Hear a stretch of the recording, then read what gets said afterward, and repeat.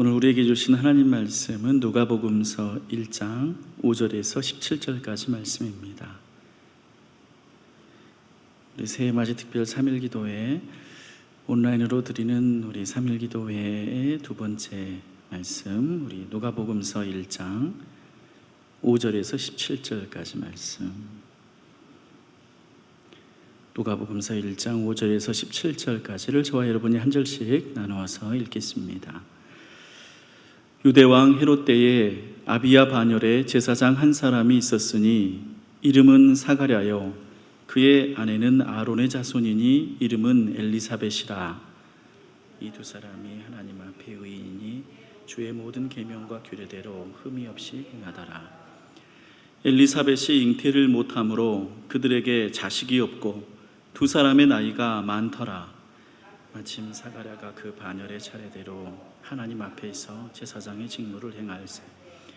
제사장의 전례를 따라 제비를 뽑아 주의 성전에 들어가 분향하고 모든 백성은 그 분향하는 시간에 밖에서 기도하더니 주의 사자가 그에게 나타나 향단 우편에 선지라.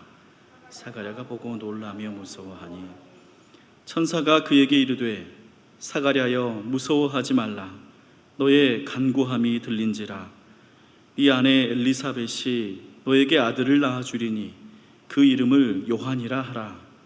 너도 기뻐하고 즐거워할 것이요 많은 사람도 그의 태어남을 기뻐하리니 이는 그가 주 앞에 큰 자가 되며 포도주나 독한 술을 마시지 아니하며 모태로부터 성령의 충만함을 받아 이스라엘 자손을 주 곧 그들의 하나님께로 많이 돌아오게 하겠습니다. 그가 또 엘리야의 심령과 능력으로 주 앞에 먼저 와서 아버지의 마음을 자식에게 거스르는 자를 의인의 슬기에 돌아오게 하고 주를 위하여 세운 백성을 준비하리라. 아멘. 오늘 우리가 함께 말씀을 나누면서 또 2021년 새해를 우리가 준비하는데 어떻게 준비하는 게 좋을까, 또 그에 관한 말씀을 함께 듣고자 합니다. 먼저 오늘 말씀은 우리 주일 말씀과 연계되어 있는 우리 세례 요한의 탄생에 관한 내용입니다. 세례 요한은 그냥 이렇게 우연하게 어쩌다가 탄생한 그런 사람이 아니고 하나님께서 예수 그리스도의 탄생을 준비하게 하고 또 그를 통해서 예수님을 믿을 사람들을 준비하게 한 그런 사명을 주어서 보낸 사람이 세례 요한인데요. 그 요한의 탄생에 관한 여러 가지의 내용들을 오늘 우리에게 알려주고 있습니다. 먼저 요한이 태어날 때 그 시대적인 배경을 이렇게 얘기하는데 5절을 보시면 5절에 유대왕 헤롯 때라고 기록합니다. 유대왕 헤롯 때에 요한이 태어났다 그 말이죠. 근데 이 말은 그냥 이런 왕이 다스리고 있었을 때 태어났다는 그런 정보를 전달하는 게 아니라요. 헤롯은 이두메 사람이었고 또 유대의 율법에 따르면 유대인의 왕이 될 수 없는 사람이었는데 그런 사람이 왕이었다. 그리고 또 이때가 로마의 식민지였는데 그래서 유대인들이 자기들의 왕을 다윗의 후손을 세우지 못하고 다윗의 피를 이어받지 않은, 그리고 그런 약속을 갖지 않은 이방인과 같은 사람을 자칭 유대인이라고는 하지만 그런 사람, 신앙적인 믿음도 없고 오로지 로마에 충성해서 이스라엘의 유대인들을 신앙적으로 인도하기보다는 세속적으로 다스리려고 했던 그런 사람의 시대에 그가 다스릴 때에 세례 요한이 태어났다는 말이죠. 물론 예수님도 이때 태어나셨고요. 하나님 앞에 신실한 사람들을 보내실 때요, 그렇게 살아가려는 사람들 앞에 꼭 우호적인 환경만 주어지는 건 아닙니다. 그러니까 이런 말들은 아마 우리 형편으로 보면 이렇게 바꿀 수도 있을 것 같아요. IMF 때에 이런 일이 있었다. 혹은 2020년에 코로나가 창궐했을 때에 이런 일이 있었다. 이렇게요. 그런 외부적인 어려움들을 우리가 아무리 신실하다고 해도 비껴갈 수는 없죠. 문제는 그런 어려움들을 우리가 어떻게 믿음으로 견디고 이겨내느냐에 있습니다. 그런 일들이 일어나지 않으면 좋은 믿음이고, 또 그런 일이 마치 우리에게 있는 어떤 근본적인 잘못 때문이고, 이렇게만은 볼 수 없는 거죠. 좋은 믿음을 가진 이들에게도, 그리고 오늘 우리 말씀에서 보듯이 이 세례 요한과 예수님의 탄생과 같은 시기에도, 그럴 때에도 세상은 악하고 또 한없이 세속적인 통치자가 다스리고 있었던, 하나님의 약속과는 한참 거리가 멀었던 그런 때에 세례 요한이 태어납니다. 그때 세례 요한의 부모님을 소개하는데 이 5절을 다시 보시면 아버지 어머니가 이런 분이다라고 말하죠. 세례 요한의 아버지는 사가랴였는데요, 그는 아비야 반열의 제사장이라고 합니다. 이 이스라엘의 제사장은 이 당시에도 아론의 후손 중에 24조를 정해서 그 24조의 제사장의 계열들을 나누고 있었습니다. 그 중에서 이 사가랴는 아비야 반열이라고 해서요 8번째 조에 속한 제사장이었고, 이 24조의 반열에 속한 제사장들은 한 반열씩 한 주간씩 예루살렘으로 와서 1년에 2번, 그러니까 2주 동안 성전 사역을 하게 됩니다. 그렇게 하면 48주가 되잖아요. 근데 우리가 알기로 1년은 48주가 되면 나머지는 어떻게 되느냐, 6월절이나 오순절이나 장막절 같은 1년의 주요 절기, 그때에는 이 24반열 모두 다 출동해서 총동원돼서 성전 사역을 하고요, 나머지 일반적인 이 주일에는 그렇게 한 반열씩 나와서 한 주간씩 1년에 2번 그렇게 성전의 제사와 그리고 성전에 관련된 직무들을 수행하도록 그렇게 했었죠. 근데 그런 순서에 따라서 이 사가랴가 예루살렘에 올라왔을 때 일어난 일이라는 것을 성경이 말합니다. 세례 요한의 엄마가 될 사람인 엘리사벳도 제사장 집안의 딸이었고 아론의 자손이라고 소개를 하죠. 그리고 이 엘리사벳이라는 이름이요, 출애굽기 6장 23절에 보면 아론의 부인의 이름을 엘리세바라고 쓰거든요. 엘리세바와 엘리사벳은 성경에서는 같은 이름입니다. 그러니까 이 세례 요한의 엄마 될 사람, 이분도 제사장 집안의 딸로 자랐고, 또 자기 이름을 아론의 부인의 이름을 따서 줄 정도로 독실한 집안의 그런 딸로 자란 분임을 우리가 알 수 있습니다. 아무튼 그런 두 부모님, 겉으로도 그렇고 6절 말씀에 보면 이 두 사람에 대해서 이렇게 성경이 아주 칭찬해 주는데, 6절 말씀을 같이 읽으실까요? 이 두 사람이 하나님 앞에 의인이니 주의 모든 계명과 규례대로 흠이 없이 행하더라. 마치 노아가 그랬고 욥이 그랬고 아브라함이 그랬던 것처럼 성경은 이 두 분을 의인이라고 불러줍니다. 그러니까 그렇게 경건하고 신실한 분들에게서 세례 요한이 태어난 거죠. 근데요, 아무리 경건하고 신실하게 살아도 인생의 어려움을 겪습니다.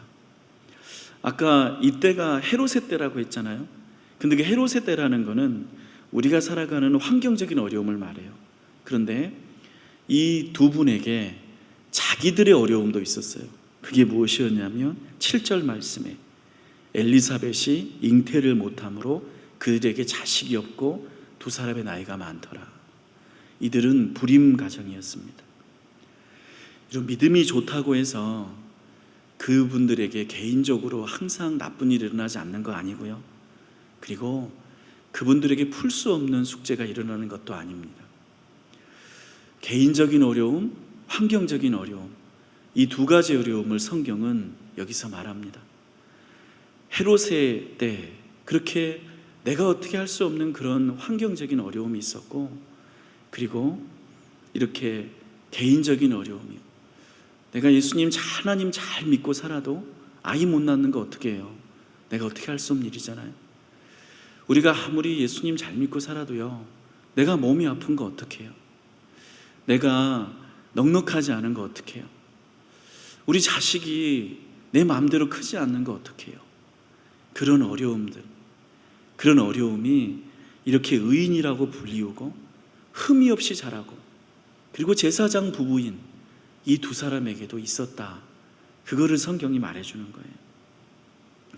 그리고 아무리 믿음이 좋다고 해서 이런 어려움이 아무것도 아닌 거 아닙니다.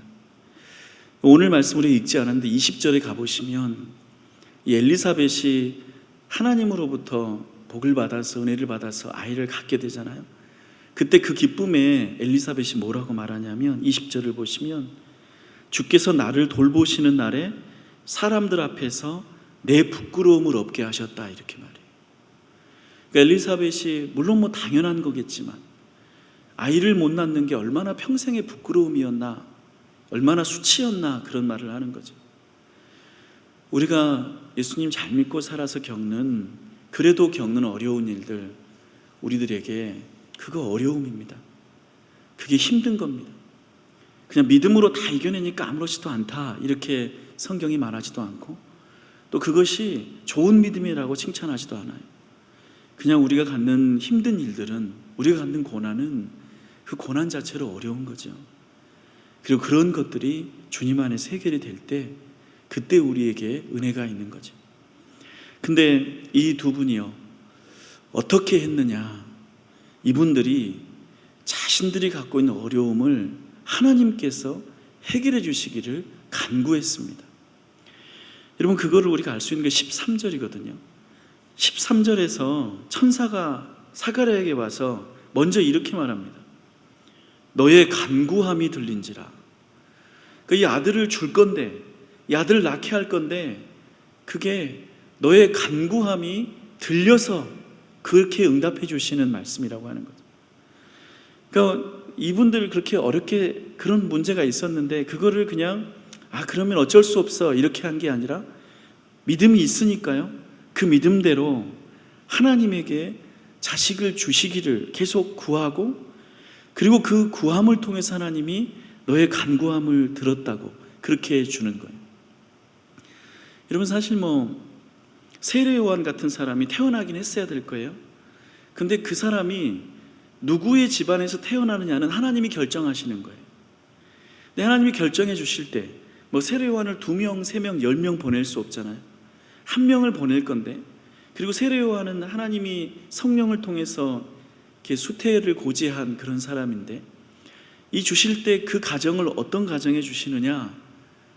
기도하는 가정에 주신다는 게 성경의 말이죠. 간구하는 가정에 주신다는 거예요.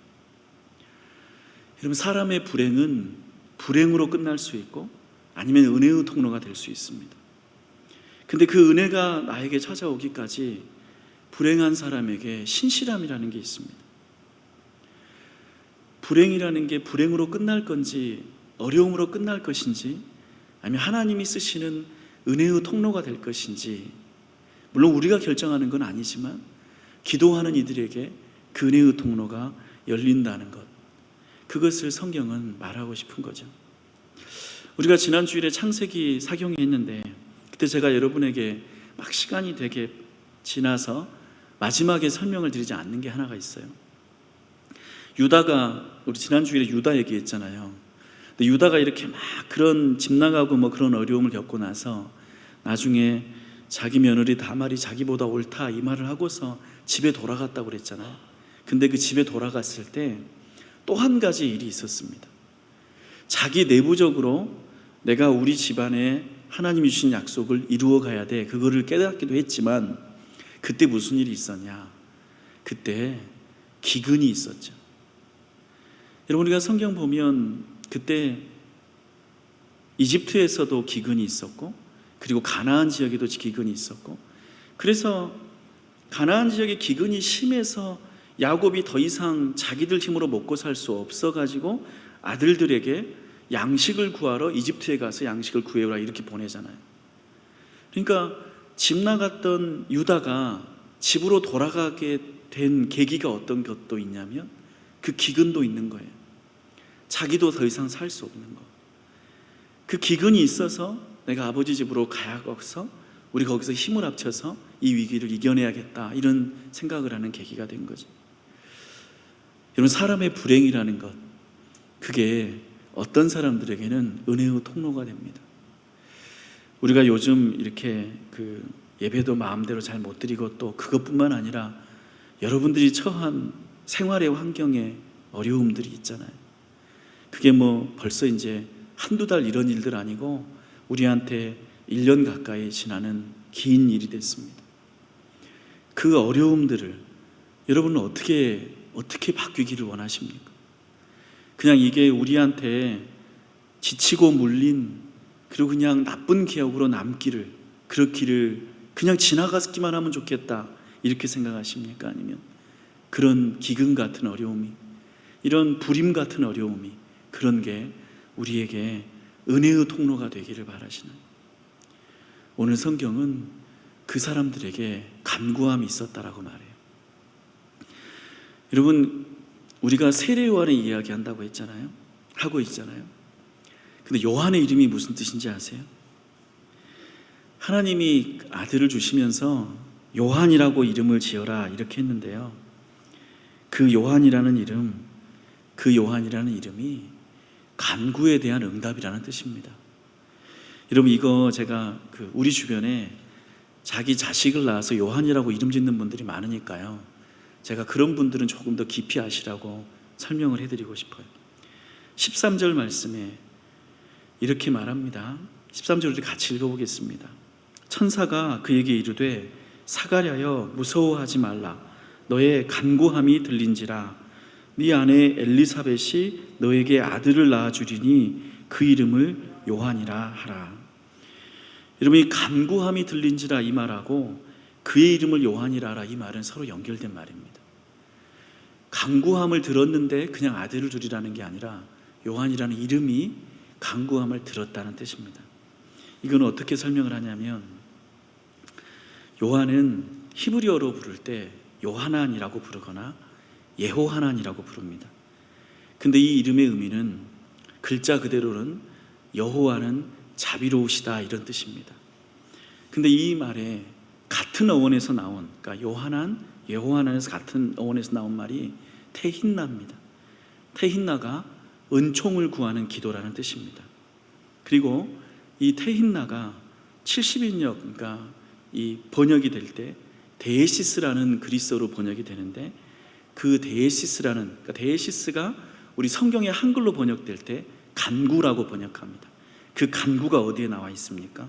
13절, 너의 간구함이 들린지라라고 나옵니다. 그러니까 요한의 이름은 어떻게 주어진 이름이냐면, 하나님이 너의 간구를 들으셨다는 뜻으로 주어지는 이름입니다. 그리고 생각해 보면 요한의 이름이 글자 그대로 하나님은 자비로우시다는 뜻이라고 그랬잖아요. 자비는 무엇입니까? 기도가 응답이 되는 게 자비죠.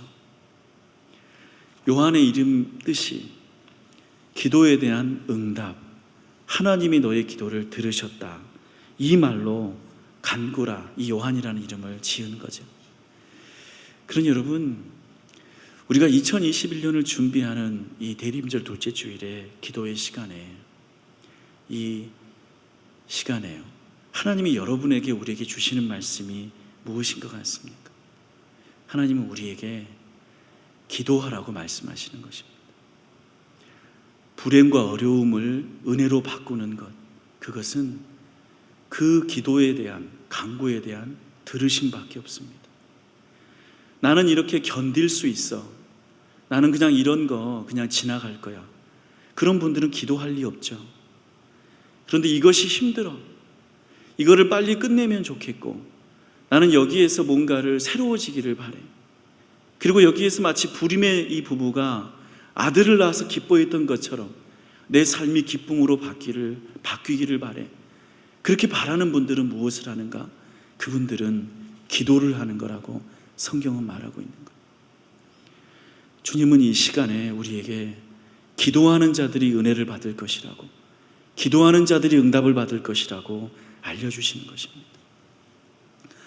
우리가 이렇게 온라인 예배를 드리면서요, 또 온라인으로 교회를 찾지 않고 내가 내 가정에서, 그리고 있는 곳에서 우리가 이렇게 혼자, 그리고 가족끼리 예배를 드린다고 할 때요, 가장 염려되고 또 일어나지 않기를 바라는 것이 여러분의 기도가 그치는 것입니다. 여러분, 제가 이런 말씀을 드리고 싶습니다. 여러분, 교회당 오는 거 금지된 거 아닙니다. 우리에게 사회적 거리두기로 금지된 것은 예배 시간에 많은 사람이 모이는 것이 금지된 것이지, 여러분 보고 교회 오지 말라는 것 아닙니다. 제가 이 말씀을 코로나 처음 시작할 때도 드렸습니다.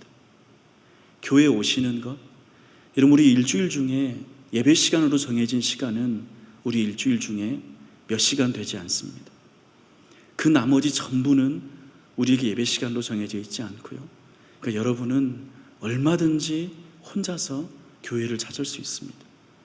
물론 기도라고 하는 게 꼭 교회에서 해야 되는 것만은 아니지만 저는 여러분에게 목회자로서 목사로서 간곡히 부탁드리고 싶은 것이 여러분 기도하셔야 됩니다.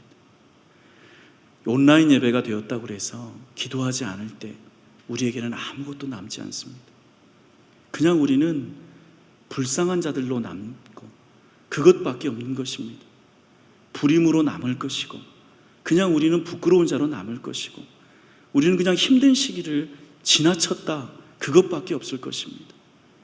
그러나 기도하는 자들에게는 아들이 있을 것이고 기도하는 자들에게는 은혜가 있을 것이라고 그렇게 하나님은 얘기하시는 거지. 2021년 준비한다고 할 때 우리가 무엇으로 준비할 수 있습니까? 그냥 좋은 계획을 세우면 됩니까? 막연하게 우리에게 내년에는 좋아질 거야, 백신 나오고 치료제 나오니까 회복될 거야, 이런 백신과 치료제는요 보통 사람들한테 다 오는 거잖아요. 그리스도인에게도 올 것이고 보통 사람들에게 다 올 거예요. 백신과 치료제는 우리에게 신앙인적인 면에서 아무런 차이점도 없습니다. 다만 우리에게 다른 점이 있다면, 우리에게 은혜라는 게 있다면 기도로 준비하는 자들과 기도하지 않는 자들이 있을 뿐이죠. 사가랴의 얘기를 통해서 하나님께서 우리에게 주시는 말씀, 간구하라, 기도하라고 하시는 거죠. 두 번째 주시는 얘기가 있어요. 8절의 말씀인데 우리 8절 말씀 같이 읽습니다. 마침 사가랴가 그 반열의 차례대로 하나님 앞에서 제사장의 직무를 행할세. 하나님이 언제 찾아오시느냐? 저는 이 말을 되게 성경에서 좋아하는데 하나님은 마침 찾아오십니다. 마침이라는 게 무슨 뜻이에요? 갑자기, 예상하지 못한 때. 사가랴 부부는 아들을 위해서 늘 기도했지만요, 그게 언제 일어날지 몰랐죠. 그런데 그 마침 그냥 자기에게 주어진 일을 할 때예요. 사가랴가 반열대로 성전에 나갔고 그리고 자기 주어진 일이 제사장의 일이니까 그 직무를, 일상의 직무를 행하고 있었을 때요, 그는 그 일상의 직무를 기도하면서 하고 있었죠. 근데 그때 마침 하나님이 그를 찾아가신 거지.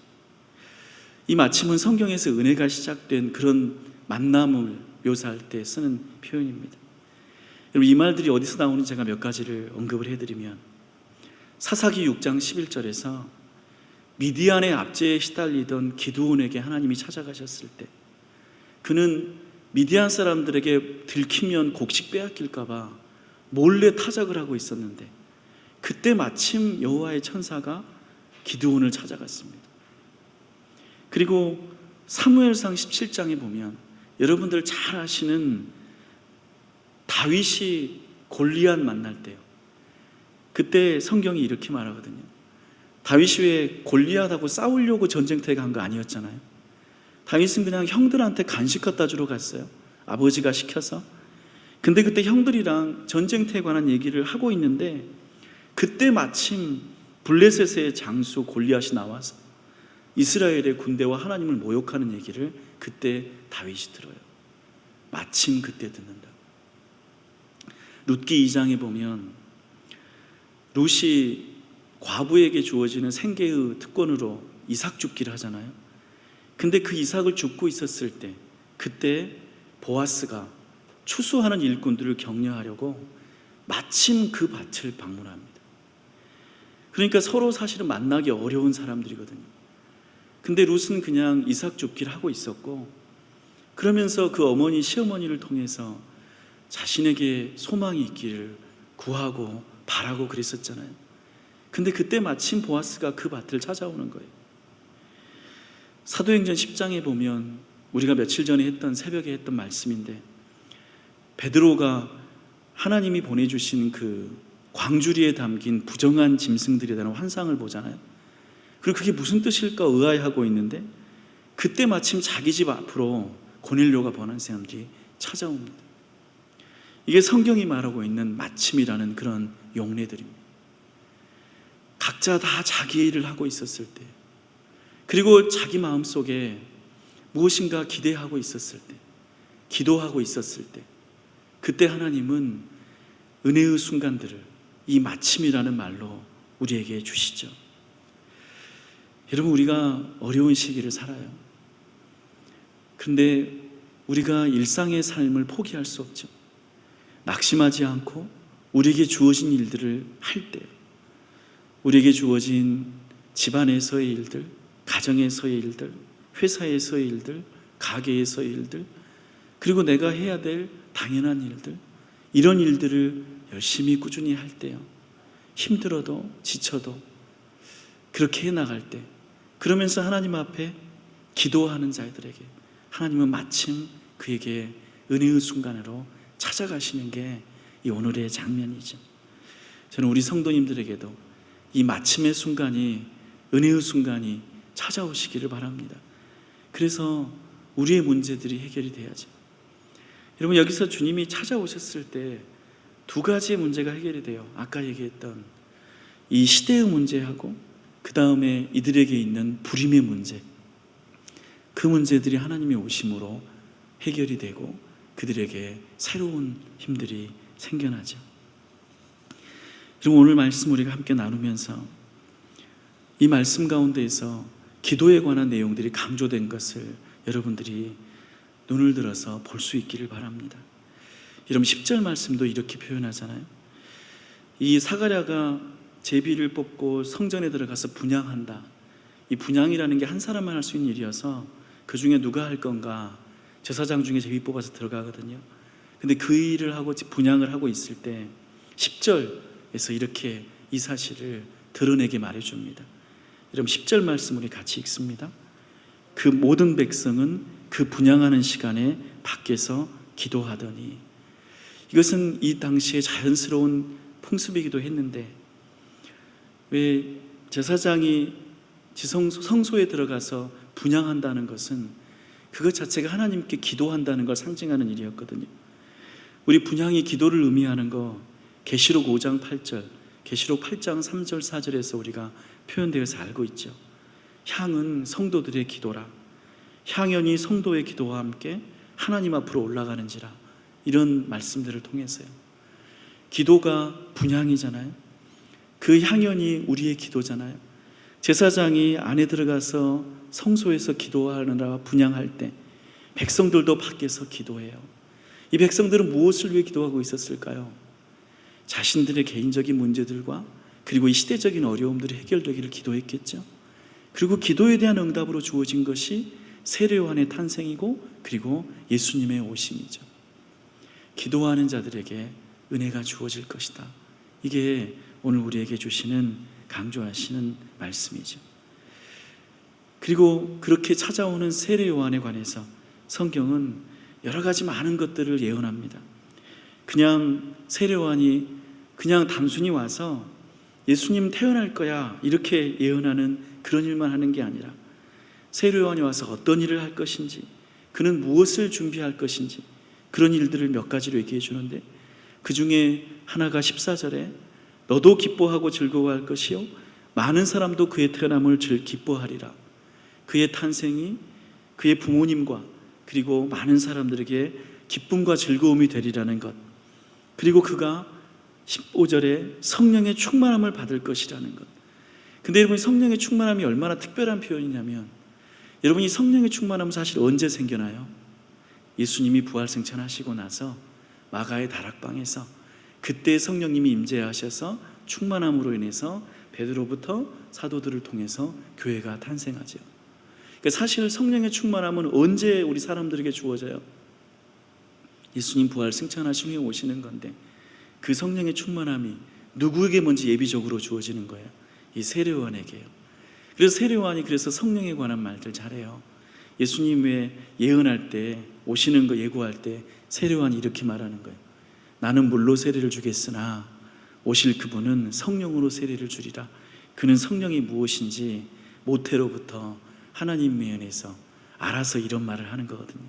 그 성령의 충만함. 그래서 16절에 보면 그가 많은 사람들을 하나님께 돌아오게 하는 것, 그리고 17절에 아버지의 마음을 자식에게 돌아오게 하고 거스르는 자를 의인의 슬기로 돌아오게 하고 주를 위하여 세운 백성을 준비하게 하는 것, 이게 이 기도의 응답으로 오게 된 요한이 하게 될 일이었죠. 근데 여러분 여기서 잘 보실래요? 성령이 충만하고 그로 인해 기쁨이 생기고 그리고 아버지의 마음을 자식에게 돌리고 거스르는 자를 의인의 슬기로 돌아오게 하고 주를 위하여 세운 백성들을 준비하게 하는 것, 사실 이 일은 누구의 일이기도 해요? 이것은 교회의 일이기도 하잖아요. 이것은 세례요한 혼자에게만 주어지는 일은 아니잖아요. 이것은 그 이후 예수님을 믿을 우리 그리스도인들의 일이기도 하잖아요. 우리가 예수님 믿을 때 우리가 예수님에게서 우리가 신앙생활하면서 어떤 일이 이루어질 것을 우리 모두가 기대합니까? 우리가 주님을 믿어서 우리 안에 우리로 인해서 즐겁고 기쁨이 넘쳐나기를 바라고, 우리가 다른 사람들을 하나님께 돌아오게 하기를 바라고, 우리가 아버지의 마음을 자식에게 돌리는 것, 이게 화목하게 되는 일이죠. 그런 일들이 일어나기를 바라고, 거스르는 자들을 의인의 슬기로 돌아오게 한다. 이게 주님 하나님께 불순종하는 자들이 하나님을 받아들이는 거잖아요. 그런 복음의 전도들이 있기를 구하고 주를 위하여 세운 백성들을 준비하게 하는 것, 그게 우리 그리스도인들의 일이기도 하잖아요. 여러분, 우리가 이 어려운 시기를 이겨내기를 기도하고, 그리고 우리가 기도하면서 준비했을 때, 그때 주님이 우리에게 응답을 하실 때, 그때 우리에게 은혜를 주실 때, 그때 이 시기가 지나고 나면 그 기도하는 이들은 어떤 이들을 하게 된다는 말씀이기도 해요. 그들은 많은 사람을 하나님께로 돌아오게 할 거라고. 그들은 기쁨을 전해주는 사람들이 될 거라고. 근데 여러분, 이거 너무나 당연한 이야기인데, 여러분, 우리가 이렇게 몇 개월 동안 예배드리기 어려워했고 또 지금도 만나지 못하고, 근데 이 시기에 우리 교회뿐만 아니라 우리나라 교회의 성도들이 온라인으로 한다니까 기도하지 않고 그냥 지나가면, 그러면 코로나가 끝난 이후에 우리나라의 교회들과 성도들은 기쁨이 있을까요? 우리는 그 이후에 많은 사람들을 주님에게로 돌아오게 할 수 있을까요? 우리는 화평하게 할 수 있을까요? 우리는 거스르는 자들을 주님을 믿게 할 수 있을까요? 우리는 주를 위하여 세운 백성들을 준비할 수 있을까요? 이 시기에 2021년을 준비한다고 하면서 기도하지 않는 이들은 그런 은혜의 결과들을 만나지 못하고 경험할 수 없겠죠. 주님은 우리에게 말씀하세요. 기도하기를. 우리가 각자 집안이 흩어져 있으니까 기도할 수 없다라고 말하지 않기를. 그래요, 어쩌면 우리가 모여서 예배드리는 것은 이제 3주간 그리고 혹은 더 길게 하기 어려울지도 모르겠어. 그러나 그렇다고 해서 우리에게 있는 신앙들이, 하나님을 향한 마음들이 흩어지고 약해질 이유는 하나도 없는 거예요. 우리는 기도할 수 있잖아요. 우리는 하나님께 나아갈 수 있잖아요. 여러분, 다시 말씀드리지만 교회당의 문은 여러분들에게 열려 있습니다. 여러분은 언제라도 찾아올 수 있고, 밤에 퇴근하면서 들릴 수도 있고, 아침에 출근하기 전에 들릴 수도 있고, 만약에 우리 교회당이 너무 멀면, 그리고 교회당이 아니더라도 여러분이 정한 장소, 그게 차 안이든 혹은 화장실일 수도 있겠고, 여러분들이 주님 안에서 약속을 붙들고 기도할 수 있는 그런 시간들을 갖는 것, 그거를 가지려고 하는 것, 그게 여러분들이 만날 은혜를 준비하는 간구이고, 그리고 그런 이들에게 하나님께서 기쁨의 시간들로 찾아가 주실 줄로 믿습니다. 우리 오늘 대림절 둘째 주일에 우리 새해를 맞이를 준비하는 우리 특별 3일 기도에 하나님이 주시는 이 말씀을 잘 붙들고 우리 성도님들 모두 다 기도에 힘쓰고, 주님만이 보시는 것 같아요. 지금 이 시기는요, 정말로 우리 3주간은 아무에게도 보이지 않을 것 같아요. 기도하는지 아닌지 하나님만이 아실 것 같아요. 그러니 여러분, 주님께 가까이 나가시고 그렇게 은혜를 준비하는 여러분들이 되시기를 축복합니다. 우리 기도하겠습니다.